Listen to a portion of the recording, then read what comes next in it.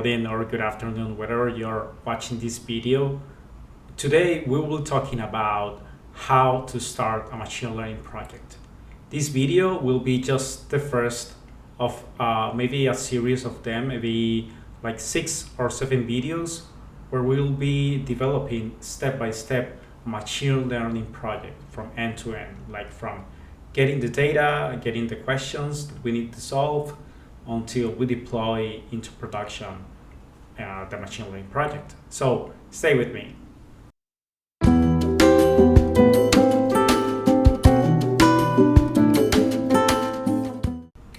Okay, so before we begin with how to start a machine learning project, let's back up a little bit, okay? And let's think about why.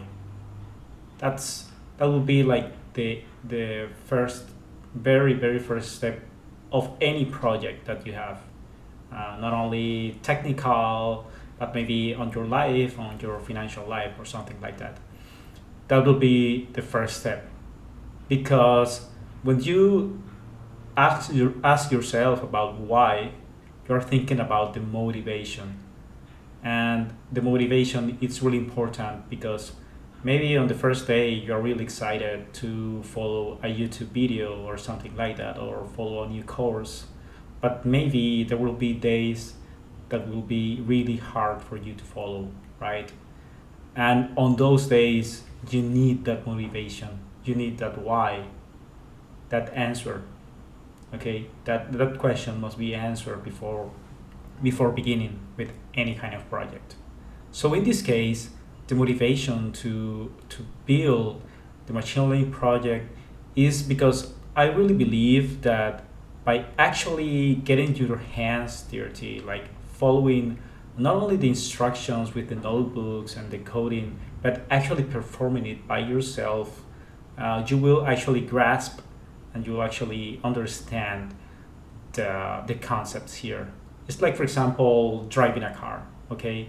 So maybe you can watch some videos in YouTube or even read a manual you download it somewhere, but that won't actually teach you correctly 100% how to drive, right?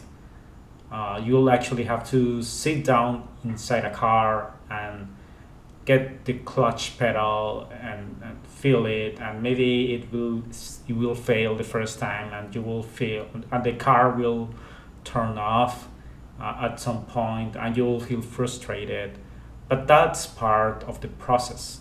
It's very important that you understand this.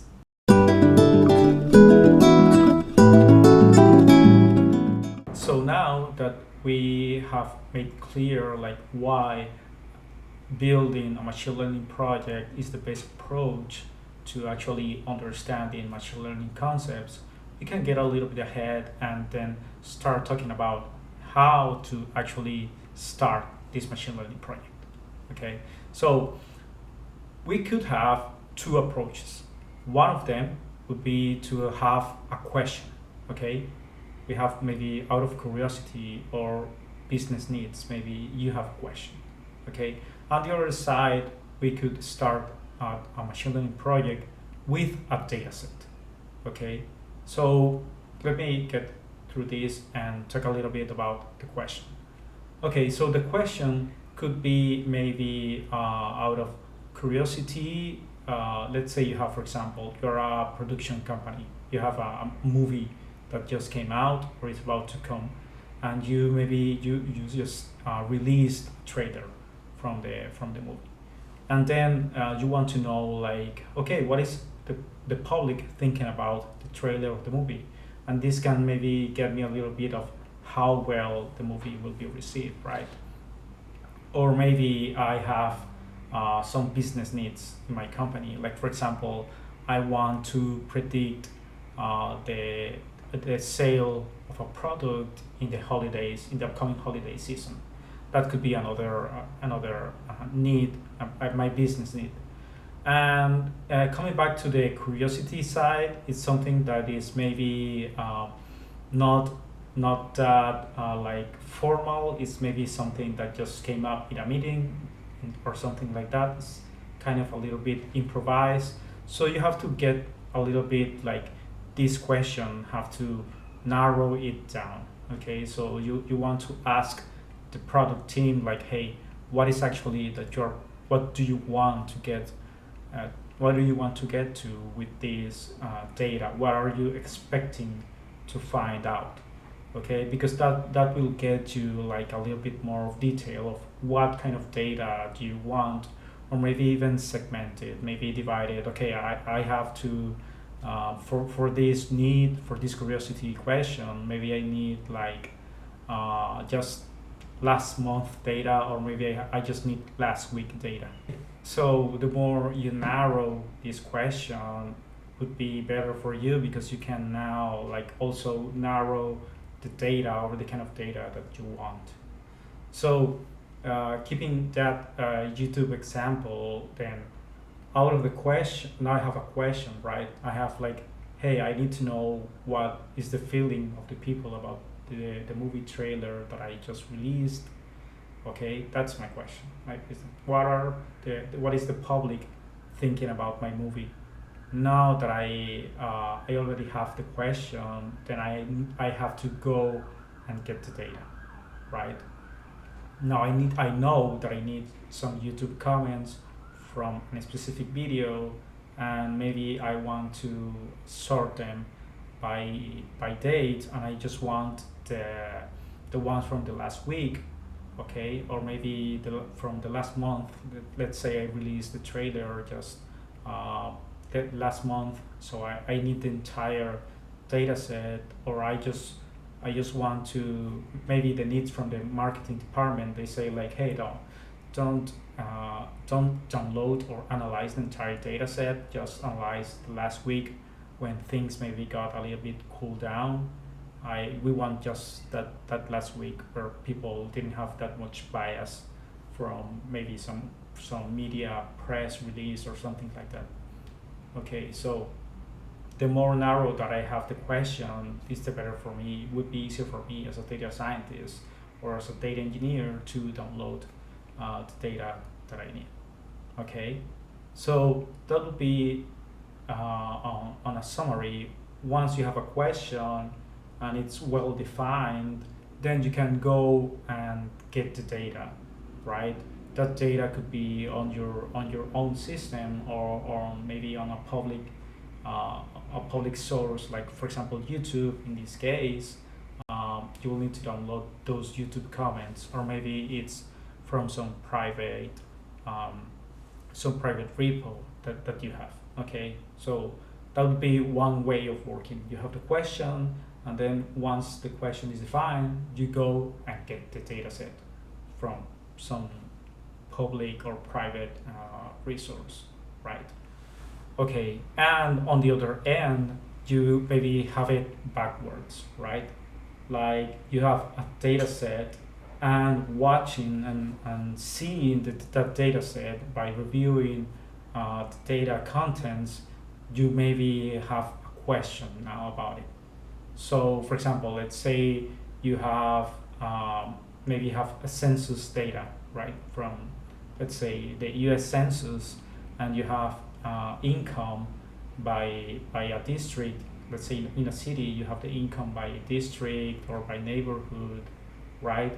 And then you want to predict like what would be the income of this district in the next 10 years, 20 or 50 years, right? You could have that question by having the data set. So this one works backwards.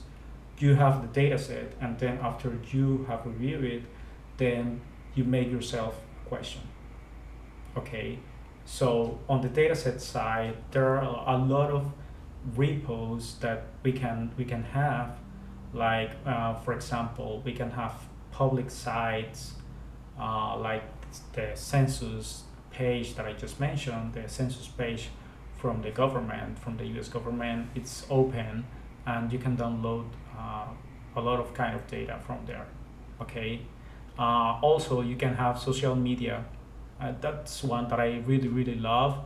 And for example, I love downloading data from Twitter, because Twitter is like people are very reactive there, and they don't think that much first before posting. They post more instantly than maybe from Facebook. On Facebook, it's a little bit more curated. People tends to do longer posts. A longer post means that it's been, well, most of the time it's been well thought. So it won't be that transparent, or won't be like very open for you, very honest, a very honest review or of your product, for example. So on social media, you can have like infinity of products. You can have maybe download some blogs, some pages, download some tweets, or for example, as I mentioned an example before, you can have some YouTube comments on a product. So you have the YouTube comments in a data set, and then you can say like, hey, I want to ask these questions after reviewing the data, or for example, some Amazon reviews of your product. So once you have the Amazon reviews, you want to say, hey, now I want to know like what is the thinking, what is the sentiment of people about my product, right? So, and we could have many kinds of data. I just mentioned like text mostly, but we can have data like, for example, images.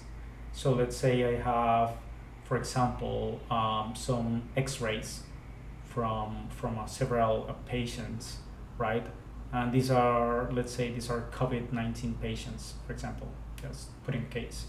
And then I have some people, some healthy people with no COVID. So now I could predict by looking at an X-ray whether someone has COVID or not. Okay.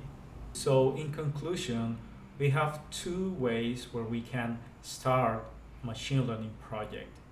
The first one is by asking yourself a question, maybe out of curiosity, from a business department, and then from that question, you have to narrow it down as stretched as possible, and then from there, you can go and get the data that you need.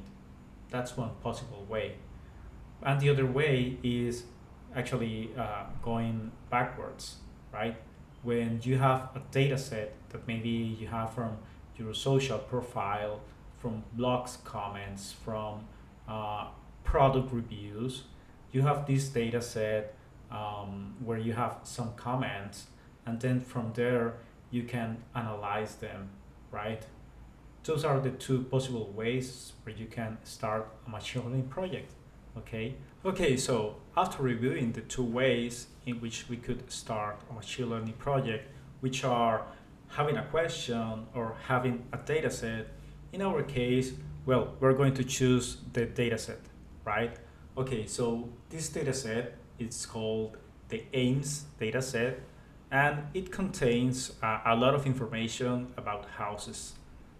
Let's do like a short overview because we will look at this later in an upcoming video. But for example, you have like the lot shape or the lot area, right? The year in which it was built, and a lot of things like, for example, where is it? Where is it? The bedrooms, how many bedrooms it has, or how many kitchens it has. Well, I don't know who has that much money to have more than one kitchen. The number of garage cars or the garage area.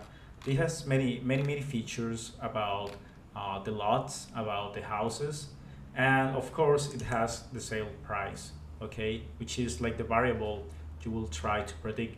This is also called the target variable. We will see this in upcoming videos. But now, okay, I have this data set which has all these features, which are 80 variables, and I have over like 1600 of these values, of these rows that are contained inside the data set. So I have like 1600 examples of different houses, buildings, and apartments that have all these features, right? Okay, so as I said before. Once you have the data set, in this case, once I have the data set, now I'll have a question. And by watching this, I said like, hey, what if my house was located in the US? How much would it cost, right? Of course, this is in certain part of the United States, it changes the price, but it's just as an exercise. What if my house was actually located in the United States? Around what would be the price, the approximate price of it, right? It's just a simple exercise, just out of curiosity, that based on this data set, I want to know how much my house would cost. Okay, that's what I want to know, how much my house would cost in the United States. Okay, so that's what we're gonna do in this upcoming series of videos.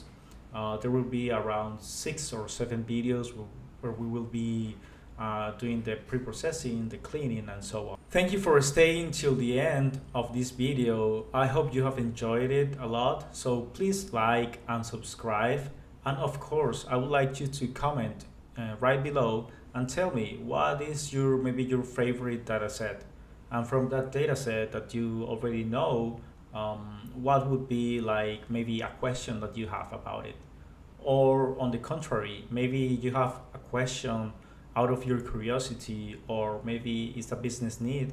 Maybe you're trying to predict, I don't know, the sales of a product or something like that. So please let me know in the comments what would you like to do. Maybe you would like to start with a question or start with a data set. Okay, thank you. See you in the next episode. Bye bye.